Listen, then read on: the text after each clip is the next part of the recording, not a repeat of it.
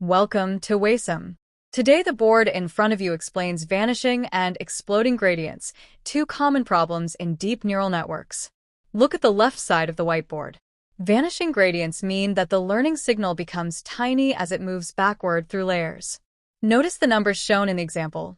0.001 becomes 0.00001 and then almost disappears.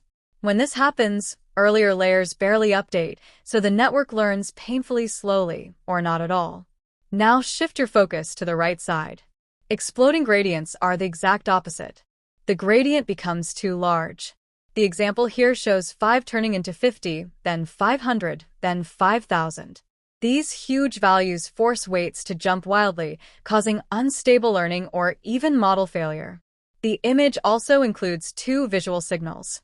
On the left, tiny arrows show a weak backward learning flow. On the right, giant arrows show uncontrolled updates. Both make training deep networks difficult. But why does this happen?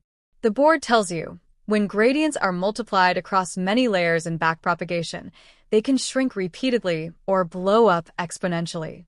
This is especially common in very deep networks or networks with poor activation functions. Finally, look at the bottom section. There are solutions. Better activation functions like ReLU help avoid vanishing. Batch normalization stabilizes gradients as they move across layers. Gradient clipping limits updates so they do not explode. Using these techniques allows networks to learn smoothly. So, from this board, remember two key ideas. Vanishing gradients slow learning to zero.